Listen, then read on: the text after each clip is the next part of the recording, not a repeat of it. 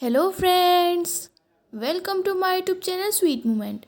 I am here with a new part of Tame the Untamed. तो friends last part मैंने आपको बताया था वांगजी और विंग ने अपने सन वांगजू के साथ हैप्पी फैमिली टाइम स्पेंड किया था।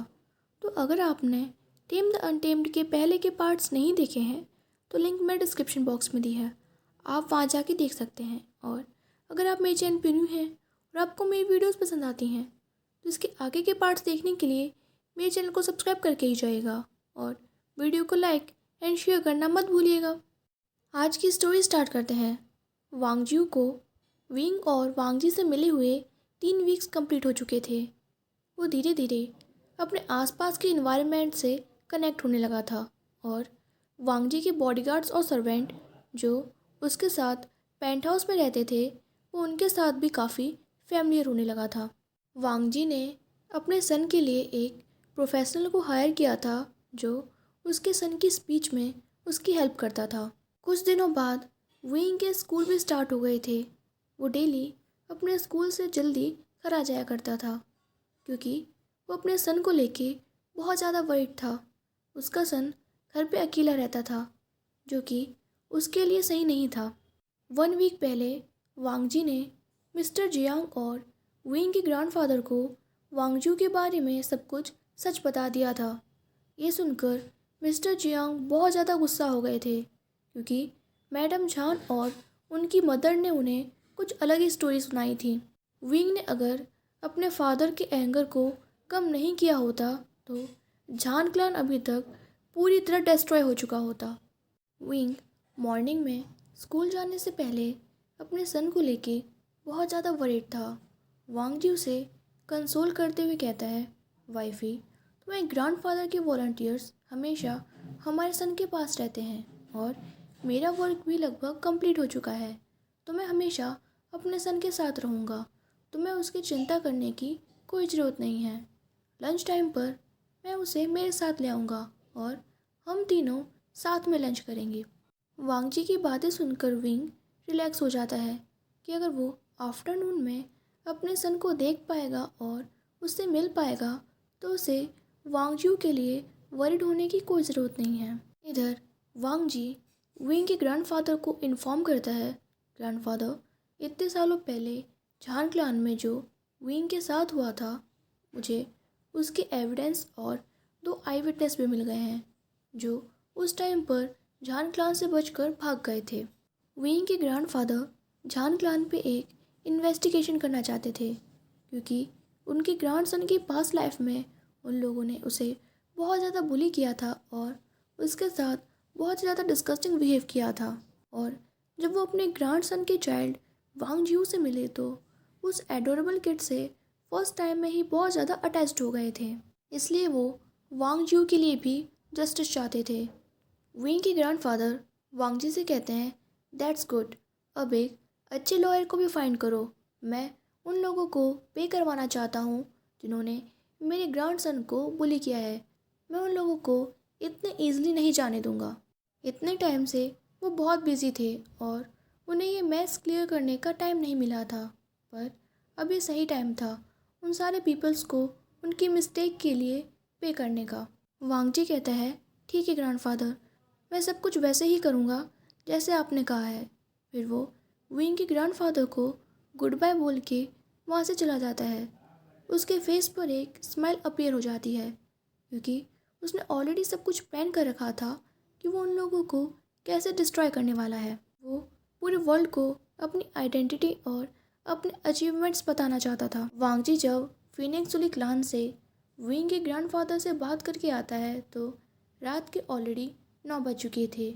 वांगजू सो चुका था और विंग उसके कॉट के पास बैठा हुआ था। वांगजी विंग को उसके बैग से हक कर लेता है और कहता है, सॉरी वाइफी, मैं आने में लेट हो गया। फिर वो विंग को किस करने लगता है पर विंग वांगजी को खुद से दूर कर देता है और कहता है, स्टॉप, मैं बहुत ज़्यादा टायर्ड हूँ और अभी शावर लेने जा रहा हूँ। फिर वो वॉशरूम में चला जाता है और वांगजी विंग के इस प्रेगनेंसी मूड के सामने कुछ नहीं कर पाता। वांगजी सोचता है कि जब विंग शावर लेकर वापस आएगा तब वो उससे सारी बातें डिस्कस करेगा जो वो अभी विंग के ग्रैंडफादर से कुछ टाइम पहले करके आया है। कुछ टाइम बाद विंग शावर लेके बाहर आता है। उसने सिर्फ पैंट्स पहने हुए थे। वो बहुत ज़्यादा क्यूट लग रहा था। वांग जी अपनी सीट से उठकर विंग के पास जाता है और उसके स्टमक पर किस करता है, क्योंकि अभी विंग के स्टमक में उसका क्यूट एंजल बेबी था। विंग का स्टमक ऑलरेडी बहुत ज़्यादा ग्रोथ करने लगा था। उसे देखकर ऐसा लगता था जैसे वो 4 मंथ प्रेग्नेंट हो, जबकि उसकी प्रेगनेंसी को सिर्फ 2 मंथ ही हुए थे। वांग जी फिर से विंग के स्टमक पर किस करते हुए कहता है, वाइफी मैंने तुम्हें बहुत ज़्यादा मिस किया। मैं वहाँ पर बहुत ज़्यादा लोनली फील कर रहा था। पर विंग अपनी शर्ट पहनकर वांग जी से दूर चला जाता है और बेड पर लेटते हुए उसे कंप्लेन करते हुए कहता है, हाँ इसलिए तुम मुझे यहाँ अकेला छोड़कर फीनिक्स होली क्लान चले गए थे। तुम्हें पता है वांगजू ने आज पूरे दिन कितना ट्रबल क्रिएट किया और तुम यहाँ पर मेरी हेल्प करने के लिए भी नहीं थे। वांगजी भी विंग के पास बैठते हुए कहता है, सॉरी वाइफी, ये सारा मेरा फॉल्ट था, मुझे माफ़ कर दो। अब मैं आगे कभी भी ऐसा नहीं करूँगा। बाय द वे तुम्हारे ग्रैंडफादर जान क्लान के खिलाफ एक केस फाइल करना चाहते हैं और तुम्हारे लिए जस्टिस चाहते हैं। ये बात सुनते ही विंग इमिडिएटली बेड पर बैठ जाता है और वांगजी को शार्पली देखते हुए कहता है, मेरे इस केस में पुलिस को इन्वॉल्व करने के बारे में सोचना भी मत। मैं फालतू की अटेंशन क्रिएट नहीं करना चाहता और अपने सन पे कोई प्रेशर नहीं डालना चाहता। लीव इट, ये बहुत पुरानी बात हो चुकी है, अब मुझे उससे कोई फ़र्क नहीं पड़ता। विंग को बहुत ज़्यादा गुस्सा आ रहा था। वो उन लोगों को अरेस्ट नहीं करवाना चाहता था, बल्कि उन सारे लोगों को मारना चाहता था और इसके लिए उसे किसी की भी हेल्प की कोई ज़रूरत नहीं थी। पर वांग जी विंग को समझाते हुए कहता है, वाइफी ये आइडिया उतना भी बुरा नहीं है जितना तुम समझ रही हो। तुम्हारी स्टोरी और लोगों की हेल्प करेगी जो अभी सिचुएशन को फेस कर रहे होंगे और उन्हें इंकरेज करेगी। वांग जी की बात सुनकर विंग को और भी ज़्यादा गुस्सा आ जाता है और वो शॉट करते हुए कहता है कि तुम दूसरों की हेल्प करना चाहते हो ना, ठीक है, आई डोंट केयर, तुम्हें जो करना है करो। तुम उन लोगों के अगेंस्ट केस फाइल करना चाहते हो ना, ठीक है, पर उसमें मेरा या फिर मेरे सन का नाम इन्वॉल्व नहीं होना चाहिए। मैं नहीं चाहता कि मेरा सन फ्यूचर में इन सब बातों की वजह से सफ़र करे या फिर वो ऐसा सोचे कि वो एक अनवांटेड चाइल्ड है। मेरा सन अभी हैप्पी होना स्टार्ट हुआ है। अब तो मुझे तुम पर डाउट हो रहा है कि तुम सच में मेरे सन की केयर करते भी हो या नहीं। विंग के शाउट की वजह से वांगजी की नींद डिस्टर्ब हो जाती है और वो क्राई करने लगता है। वांग जी उसे कैरी करने ही वाला होता है, पर विंग उसे पुश कर देता है और वांग जी को अपने आर्म्स में कैरी कर लेता है। वांग जी विंग से कहता है, मेरा कहने का ये मतलब नहीं था, तुम बातों को गलत समझ रहे हो। मैं सिर्फ तुम्हारे लिए जस्टिस चाहता हूँ और ऐसा बिल्कुल नहीं है कि मैं तुम्हारी या हमारे सन की केयर नहीं करता। मैं तुमसे और हमारे सन से बहुत ही ज़्यादा प्यार करता हूँ। और वो विंग को टच करने की कोशिश करता है, पर विंग उससे दूर हो जाता है और कहता है, गेट आउट, मैं तुम्हारा फेस भी नहीं देखना चाहता। आज तुम हॉल में काउच पे सोगे। तुम जस्टिस चाहते हो ना, फाइन, किसी और को जाकर ढूंढो, मुझे तुम्हारी कोई हेल्प नहीं चाहिए। फिर वो वांगजी को रूम से बाहर निकालकर गेट लॉक कर देता है और वांगजी को लेकर बेड पे सोने चला जाता है। वो खुद को काम डाउन करने की कोशिश कर रहा था और डोर पे हो रही नॉक को इग्नोर कर रहा था। फिर वो वांगजियो को सुलाने के बाद खुद भी पीसफुली सो जाता है। वांग जी जो कि काफ़ी टाइम से गेट पे खड़ा था, वो धीरे धीरे काउच के पास चला जाता है और अपना फ़ोन निकालकर विंग के ग्रैंडफादर को टेक्स्ट करता है कि विंग ने चांस के खिलाफ केस फाइल करने से मना कर दिया है। फिर वो काउच पर लेटते हुए कहता है कि नेक्स्ट टाइम से मुझे अपने वर्ड्स को चूज़ करने के लिए बहुत ज़्यादा केयरफुल रहना पड़ेगा। ये मेरे वर्ड्स की पनिशमेंट है कि मुझे काउच पे सोना पड़ रहा है। और अपनी आंखें क्लोज करते हुए सोचता है कि अब उसे अपनी वाइफ के लिए एक गुड हस्बैंड बनना पड़ेगा।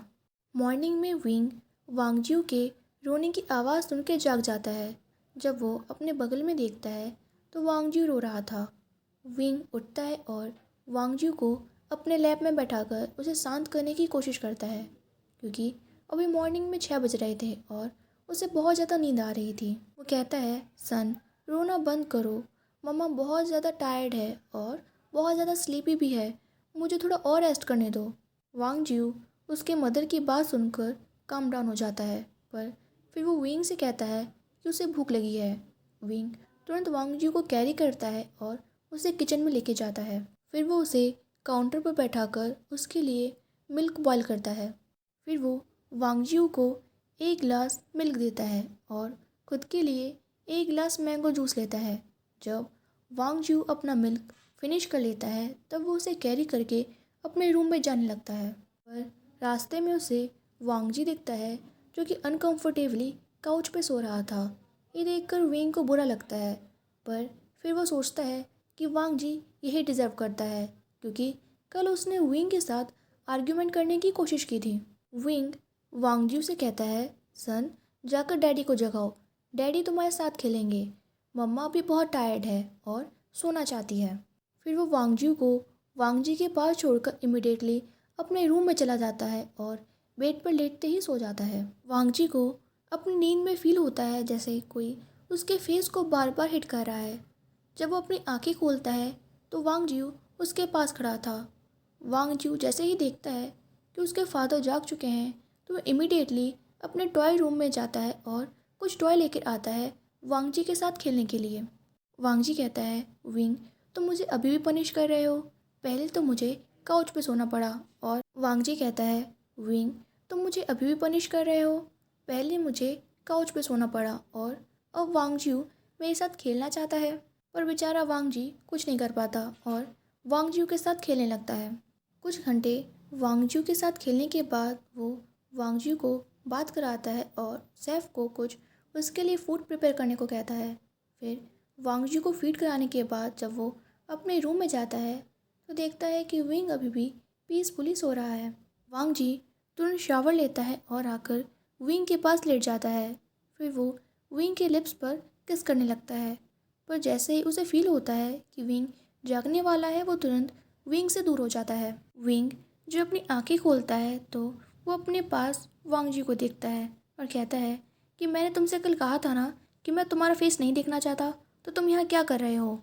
और वो बेड से उठने की कोशिश करने लगता है, पर वांग जी तुरंत उसे फोर्सफुली फिर से बेड पर लिटा देता है। वांग जी कहता है, मेरे कहने का वो मतलब नहीं था वाइफी, मैं तो सिर्फ ये चाहता हूँ कि उन लोगों को उनके किए हुए की पनिशमेंट मिले, पर अगर तुम उनके खिलाफ़ कोई केस नहीं करना चाहती तो भी मैं ये समझ सकता हूँ क्योंकि उनमें से एक तुम्हारे सन का डैड है। वांग जी इससे पहले कि कुछ और बोल पाता उसके स्टमक में बहुत ज़्यादा पेन होने लगता है क्योंकि विंग ने अभी अपनी एक टेल से वांग जी को हिट किया था और उसकी बॉडी के अराउंड एक टेल को रैप कर दिया था। अगर अब वांग जी कुछ और बोलता तो ये उसके लिए बहुत ही ज़्यादा प्रॉब्लम क्रिएट करने वाला था। विंग कहता है, आज मैं अच्छे मूड में जागा था पर तुमने फिर से मेरा पूरा मूड स्पॉइल कर दिया। आखिर तुम्हारे साथ हुआ क्या है, तुम कल से मेरी फीलिंग्स को क्यों हर्ट कर रहे हो, तुम्हें क्या मैं इतना ज़्यादा सेमलेस लगता हूँ, आखिर तुम्हें हुआ क्या है वांग जी। विंग की आंखों से टीयर्स आने लगे थे। उसने कभी भी एक्सपेक्ट नहीं किया था कि उसका हस्बैंड उस पर इस तरह डाउट करेगा और उसके लिए ऐसे वर्ड्स बोलेगा। वांग जी कहता है, आई एम सॉरी वाइफी, मेरे कहने का ये मतलब बिल्कुल भी नहीं था, मुझे माफ़ कर दो, मैं तुम पे कभी भी डाउट नहीं कर सकता, मैं तुम्हारी फीलिंग्स को समझ सकता हूँ, प्लीज़ क्राई करना बंद करो। और वो विंग के टीयर्स को वाइप करने लगता है। फिर वो विंग को ब्राइडल स्टाइल में कैरी करता है और वॉशरूम लेके जाता है और उसे बात कराने में उसकी हेल्प करता है। विंग इस बार वांग जी को कुछ भी करने से मना नहीं करता। तो फ्रेंड्स मतलब आज की स्टोरी तो कुछ ज़्यादा ही फ़नी थी। वांग जी को अपनी लाइफ में इतनी रॉस पनिशमेंट कभी नहीं मिली होगी। मतलब अपने रूम से ही उसे निकाल दिया गया और बेचारे को काउच पे सोना पड़ा।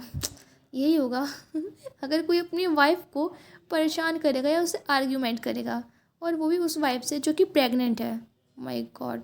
तो गाइज आई होप कि आप लोग को भी वीडियो अच्छी लगी हो, और अगर अच्छी लगी हो तो please like this video and subscribe my channel. Bye bye, take care.